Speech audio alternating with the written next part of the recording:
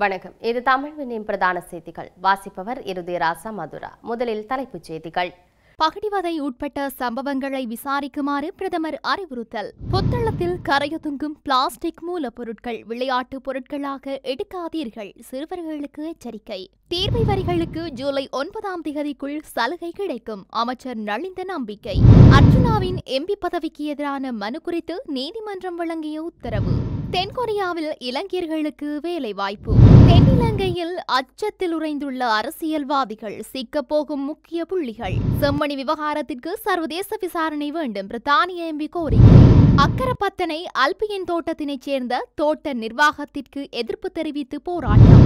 இணைய பாவனை மற்றும் அது தொடர்பிலான பாதுகாப்பு தொடர்பிலான சமூக மட்ட சிவில் அமைப்புகளுக்கான செயலமர்வு. வடக்கு மாகாண அரச கால்நடை வைத்திய அதிகாரிகள் சங்கத்தின் வருடாந்த மாநாடு. தொடர்பான விரிவான செய்திகள். இலங்கை முழுவதும் உள்ள பல்கலைக்கழக அமைப்பு மற்றும் பிற உயர்கல்வி நிறுவனங்களுக்குள் நடைபெறும் பகிடிவதை மட்டுமல்லாமல் அனைத்து வகையான வன்முறைகளையும் விசாரிக்குமாறு பிரதமர் ஹரணி அமரசூரிய அதிகாரிகளுக்கு அறிவுறுத்தியுள்ளார். பகிடிவதை மற்றும் வளாக வன்முறையை ஒழிப்பதற்கான தேசிய பணிக்குழு உறுப்பினர்களுடன் நேற்று கல்வி அமைச்சில் நடைபெற்ற சந்திப்பின் போது பேசிய பிரதமர் அமரசூரிய நடைமுறை பரிந்துரைகளை உருவாக்கி இந்த பிரச்சினைகளை தடுக்க உடனடி நடவடிக்கையை தொடங்க வேண்டியதன் அவசியத்தை வலியுறுத்தினார்.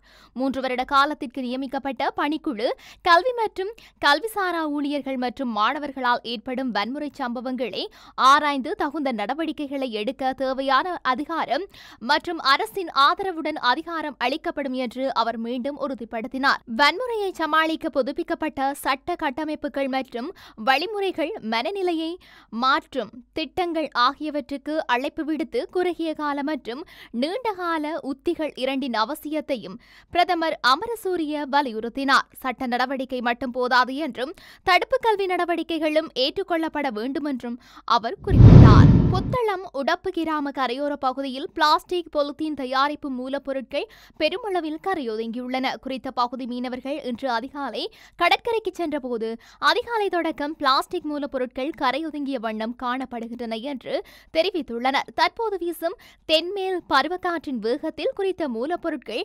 கரையொதுங்குகின்றன என்று தெரிவிக்கப்படுகின்றது.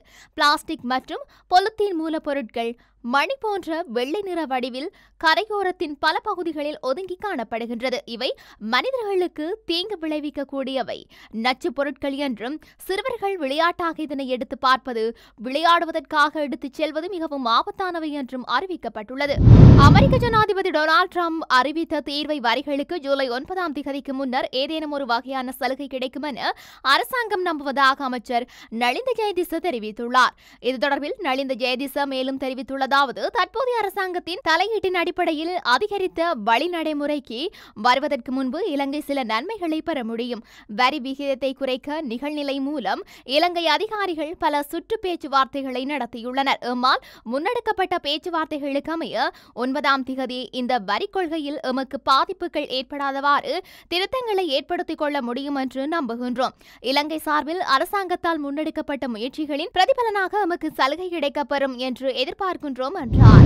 பாராளுமன்ற உறுப்பினர் ராமநாதன் அர்ஜுனாவின் பதவியை ரத்து செய்ய கோரி தாக்கல் செய்யப்பட்ட வழக்கை விசாரிக்க மேன்முறையீட்டு நீதிமன்றம் இன்று அனுமதி வழங்கியது. எவ்வாறாயினும் அவர் பாராளுமன்ற அமர்வுகளில் பங்கேற்பதும் வாக்களிப்பதும் தடுக்க இடைக்கால தடை வழங்கப்படாது என்றும் நீதிபதிகள் தெளிவுபடுத்தினர். இந்த மனு அபிநவ நிவஹல் பெரமுனவின் தலைவர் ஓஷலஹேரத் தாக்கல் செய்யப்பட்டது. மனுதாரர் சார்பில் ஆஜரான சட்டத்தரணி அசோக் பரன் பிரதிவாதியான பாராளுமன்ற உறுப்பினர் பாராளுமன்றத்திற்கு தெரிவான சந்தர்ப்பத்தில் அரச வைத்திய சேவையிலிருந்து இடைநீக்கம் செய்யப்பட்டவர், அரசியலமைப்பின்படி அவர் பாராளுமன்றத்திற்கு தேர்ந்தெடுக்கப்பட தகுதியற்றவர் என்று தெரிவித்தார். மேலும் பாராளுமன்றத்தில் அமர்ந்து வாக்களிக்க அவருக்கு சட்டபூர்வ உரிமை இல்லை என்றும் சட்டத்தரணி வாதிட்டார். ஆனால் அர்ச்சனாவுக்காக ஆஜரான சட்டத்தரணி சேனானி தயாரத்ன தனது கட்சிக்காரர் பாராளுமன்றத்திற்கு தேர்ந்தெடுக்கப்பட்ட போது சம்பளமின்றி சேவையிலிருந்து இடைநீக்கம் செய்யப்பட்டதால் அவரை ஒரு அரசாங்க ஊழியராக கருத முடியாது என்று தெரிவித்தார். அதனால் அவர் பாராளுமன்றத்திற்கு தேர்ந்தெடுக்கப்பட்ட தேர்ந்தெடுக்கப்படுவதற்கு எந்த சட்ட தடையும் இல்லை என்றும் குறிப்பிட்டார். இரு தரப்பினரும் முன்வைத்த வாதங்களை பரிசீலித்த மேன்முறையீட்டு நீதிமன்றம் இந்த மனுவை விசாரணைக்கு எடுத்துக்கொள்ள தீர்மானித்தது. பின்னர் குறித்த மனுவை ஆகஸ்ட் 1ஆம் தேதி விசாரணைக்கு எடுத்துக் கொள்வதாக அறிவித்துள்ளமையும் குறிப்பிடத்தக்கது. தென்கொரியாவின் E8 விசா வகையின் கீழ் இலங்கை தொழிலாளர்களை ஈடுபடுத்தும் முன்னோடி திட்டத்திற்கு 2025 பிப்ரவரி 19ஆம் தேதி இடம்பெற்ற அமைச்சரவை கூட்டத்தில் அங்கீகாரம் வழங்கப்பட்டுள்ளது. அதனைத் தொடர்ந்து தென்கொரியாவின் யோங்வால் உள்ளூராட்சி நிறுவனத்துடன் ராஜதந்திர வழியே பேச்சுவார்த்தைகள் நடத்தப்பட்டு இரு நாடுகளும் புரிந்துணர்வு ஒப்பந்தம் ஒன்றை முன்மொழிந்துள்ளன. இந்த ஒப்பந்தத்தின் கீழ் இலங்கை பிரஜைகள் 5 முதல் 8 மாதங்கள் வரை யோங்வால் பிரதேசத்தில் விவசாயம் மற்றும் மீன்பிடி கிராமங்களில் வேலை செய்து வருமானம் ஈட்டவும் இலங்கைக்கு வெளிநாட்டு செலவாணியை கொண்டுவரவும் முடியும். இந்த ஒப்பந்தத்திற்கு சட்டமா அதிபரின் ஒப்புதல் ஏற்கனவே கிடைத்துள்ளது. ஒப்பந்தங்களில் கையெழுத்திட்ட பிறகு இலங்கை வெளிநாட்டு வேலைவாய்ப்பு பணியகம் தகுதியான தொழிலாளர்களை தெரிவு செய்து விரைவில் தென்கொரியாவுக்கு அனுப்பும் என பணியக தலைவர் கோஷல விக்ரமசிங்க தெரிவித்துள்ளார். மேலும் இந்த வேலைவாய்ப்பிற்காக வேறு எந்த வெளித்தரப்பினருக்கும் பணம் அல்லது கடவுச்சீட்டுகளை வழங்க வேண்டாம் என்றும் ஏமாற்றப்படாதிருக்க பொதுமக்கள் எச்சரிக்கையாக இருக்க வேண்டும் என்றும் அவர் வலியுறுத்தினார். தென்னிலங்கை அரசியலில் பிரபலமான 2 அரசியல்வாதிகள் அடுத்து வரும் நாட்களில் கைது செய்யப்படவுள்ளதாக தகவல்கள் வெளியாகியுள்ளன. கடந்த அரசாங்கத்தில் அமைச்சு பதவிகளை வகித்து சர்ச்சைக்குரிய நபர்களாக இருவரே இவ்வாறு கைது செய்யப்படவுள்ளதாக தெரிவிக்கப்படுகின்றது. நீதிமன்ற உத்தரவுக்கு அமைய அவர்களை கைது செய்ய நடவடிக்கை எடுக்கப்பட்டுள்ளதாக தெரிய வருகின்றது. லஞ்ச ஊழல் ஒழிப்பு ஆணைக்குழு மற்றும் குற்றப்புலனாய்வு துறையால் குறித்த இருவரும் கைது செய்யப்படவுள்ளனர். குறித்த 2 அரசியல்வாதிகளுக்கும் எதிராக நடத்தப்பட்ட விசாரணைகளின் அடிப்படையில் இந்த கைது நடவடிக்கை மேற்கொள்ளப்படவுள்ளது. கிருஷாந்தி குமாரசாமியின் படுகொலை விடயத்தில் தொடர்புடையவர்கள் தண்டிக்கப்பட்டது போல செம்மணி மனித புதைக்குழியுடன் தொடர்புடையவர்களை கண்டறிய சர்வதேசம் நடவடிக்கை எடுக்க வேண்டும் என்று பிரித்தானியாவின் தமிழர்களுக்கான அனைத்து கட்சி நாடாளுமன்ற குழுவின் தலைவர் டேம் சியோபைன் மெக்டோனா கோரியுள்ளார். யாழ் செம்மணி மனித புதைக்குழி தொடர்பில் லண்டனில் உள்ள பிரித்தானிய நாடாளுமன்றத்தின் கிளை கட்டிடத்தின் அனைத்து கட்சி நாடாளுமன்ற குழுவின் தலைவர் வெளியிட்டுள்ள அறிக்கையில் மேற்கண்ட கோரிக்கை முன்வைக்கப்பட்டுள்ளது. மேலும் குறித்த அறிக்கையில் ஒரு மனித புதைக்குழி தோண்டுதல் பல தசாப்தங்களாக தமிழ் மக்கள் அனுபவித்த வலி மற்றும் மௌனத்தை எடுத்து காட்டுகின்றது. சர்வதேச சமூகம் இறுதியாக உண்மை, பொறுப்புக்கூறல் மற்றும் நீதியை வழங்க நடவடிக்கை எடுக்க வேண்டும் என்று கோருகின்றது. கடந்த 1998ஆம் ஆண்டு ஜூலையில் லான்ஸ் கோப்ரல் சோமரத்ன ராஜபக்ச தமிழ் பாடசாலை மாணவி கிருஷாந்தி குமாரசாமியின் பாலியல் வன்கொடுமை மற்றும் படுகொலையில் ஈடுபட்டதற்காகவும் அவரை தேட வந்த 4 பேரின் கொலைகளிலும் ஈடுபட்டதாகவும் விசாரணை செய்யப்பட்டு தண்டனை விதிக்கப்பட்டது. ஞாயிற்றுக்கிழமை நடைபெற்ற செம்மணி மனித புதைக்குழி தோண்டலில் 2ஆம் கட்டத்தின் 4வது நாளில் குழந்தைகளின் எலும்புக்கூடுகள் உட்பட பல மனித எச்சங்கள் கண்டுபிடிக்கப்பட்டன. அவற்றில் யுனிசெஃப் விநியோகித்த வகையான தனித்துவமான நீல நிற பாடசாலை பையுடன் ஒரு குழந்தையின் சடலம் புதைக்கப்பட்ட இதுவரை அகழ்வாராய்ச்சியில் 33 எலும்புக்கூடுகள் கண்டுபிடிக்கப்பட்டும் இருக்கின்றன. அக்கரப்பத்தனை அல்பியன் தோட்டத்தினைச் சேர்ந்த 200க்கும் மேற்பட்ட தொழிலாளர்கள் தோட்ட நிர்வாகத்திற்கு எதிர்ப்பு தெரிவித்து 2 அன்று காலை 9 மணி முதல் வேலைநிறுத்த போராட்டத்தில் ஈடுபட்டனர்.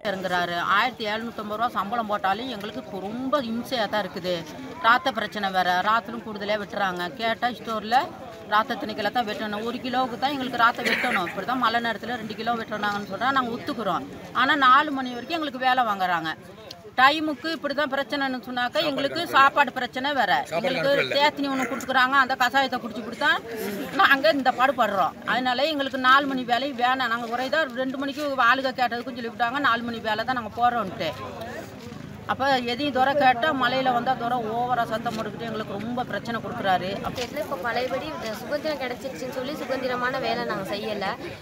பழையபடி அதே வெள்ளைக்கார ஆட்சி மாதிரி எங்களை அடிமைப்படுத்தி தான் வேலை செய்யணும்னு சொல்கிறாங்க. இத்தனை 8 மணிக்குனா 8 மணிக்கு வரணும், 3 மணினா 3:30 மணிங்கிற நேரத்தில் 4 மணிக்கு தான் மலையை விட்டு இறக்குறாங்க. அதுக்கு முன்னுக்கு இறக்குறதில்ல.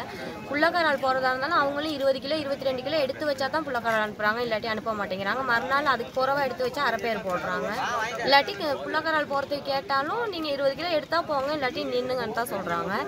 அதுக்கு மேலே இந்த ஆரையில் வந்தால் ஒரு 2 நாளைக்கு ஆளுங்களுக்கு 4 மணிக்கு வேலைனால பனிஸ் 2 நாளே கொடுக்குறாங்க. அதுக்கப்புறம் நிற்பாட்டிடுறாங்க. அந்த சாயம் பிளேன்ட்டி மட்டும் தான் கொடுக்குறாங்க.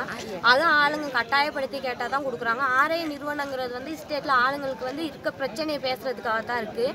அந்த ஆர்ஐ நிறுவனம் வர்றதுக்கு ஒரு கிழமை இருக்க ரோட்லாம் துப்புரா பண்ணுறாங்க, தேவைப்பட்ட வேலையெல்லாம் செஞ்சு கொடுக்குறாங்க, எல்லாம் செய்கிறாங்க. அந்த ஆர்ஐ நிறுவனம் வரையெல்லாம் ஆளுங்களை கூப்பிட்டு மீட்டிங்னு வச்சு எங்கள் நிர்வாகத்தில் நடக்கிற எந்த ஒரு தவறையுமே ஆர்ஐக்கு தெரியப்படுத்த வேண்டாம்னு சொல்லிடுறாங்க. எந்த விஷயமும் சொல்லக்கூடாது. மழை நேரத்தில் ராத்தை 2 கிலோ தான் பிடிக்கிறோம், வெயில் நேரத்தில் 1 கிலோ பிடிங்கன்னு சொல்கிறாங்க. ஆனால் அந்தபடி ராத்தப்படி வெட்டுறதில்லை, யாருக்கும் கூடுதலாக தான் வெட்டுறாங்க. இப்போ நாங்கள் இது மீடியாவுக்கு தெரியப்படுத்தினாலும் நாளைக்கு நாங்கள் மீடியாவில் கதைச்சி 4-5 பேருக்கும் கூட இணைய பாவனை மற்றும் அது தொடர்பிலான பாதுகாப்பு தொடர்பிலான சமூக மட்ட சிவில் அமைப்புக்கான செயலமர்வு ஒன்று திருகோணமலை சர்வதேச நிலையத்தில் நேற்றைய தினம் இடம்பெற்றது.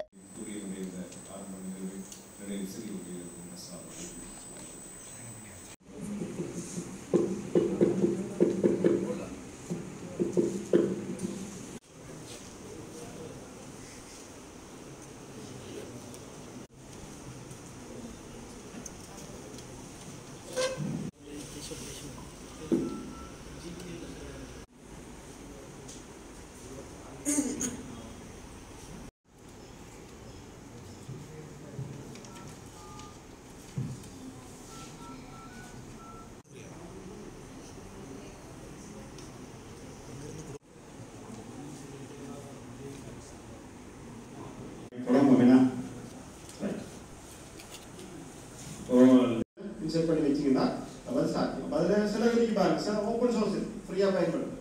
ஃப்ரீ எங்களுக்குமே தனித்தனியாக ஒரு ப்ரோக்ராம் செய்கிறதுக்கு நாங்கள் அரேஞ்ச் பண்ணி தரலாம். அதோட கண்டினியூட்டின்னு சொல்ல போனால் வடக்கு மாகாண அரச கால்நடை வைத்திய அதிகாரிகள் சங்கத்தின் வருடாந்த மாநாடு இன்று இடம்பெற்றது. யாழ்ப்பாணத்தில் உள்ள தனியார் விருந்தினர் விடுதியில் குறித்த நிகழ்வு இடம்பெற்றது. இத்துடன் தமிழ்வினின் பிரதான செய்திகள் நிறைவு பெற்றன. உடனுக்குடன் செய்திகளை அறிந்து கொள்ள தமிழ்வின் என்ற மதுஜோட்டி பக்கத்தினூடாக இணைந்திருங்கள். வணக்கம். பகடிவதை உட்பட்ட சம்பவங்களை விசாரிக்குமாறு பிரதமர் அறிவுறுத்தல். புத்தளத்தில் கரையொதுங்கும் பிளாஸ்டிக் மூலப்பொருட்கள் விளையாட்டு பொருட்களாக எடுக்காதீர்கள், சிறுவர்களுக்கு எச்சரிக்கை. தீர்வை வரிகளுக்கு ஜூலை 9ஆம் தேதிக்குள் சலுகை கிடைக்கும், அமைச்சர் நளிந்த நம்பிக்கை. அர்ஜுனாவின் எம்பி பதவிக்கு எதிரான மனு குறித்து நீதிமன்றம் வழங்கிய உத்தரவு. தென்கொரியாவில் இலங்கையர்களுக்கு வேலை வாய்ப்பு. தென்னிலங்கையில் அச்சத்தில் உறைந்துள்ள அரசியல்வாதிகள் சிக்கப்போகும் முக்கிய புள்ளிகள். செம்மணி விவகாரத்திற்கு சர்வதேச விசாரணை வேண்டும், பிரித்தானிய எம்பி கோரிக்கை. அக்கரப்பத்தனை அல்பியன் தோட்டத்தினைச் சேர்ந்த தோட்ட நிர்வாகத்திற்கு எதிர்ப்பு தெரிவித்து போராட்டம். இணைய பாவனை மற்றும் அது தொடர்பிலான பாதுகாப்பு தொடர்பிலான சமூக மட்ட சிவில் அமைப்புகளுக்கான செயலமர்வு. வடக்கு மாகாண அரச கால்நடை வைத்திய அதிகாரிகள் சங்கத்தின் வருடாந்த மாநாடு.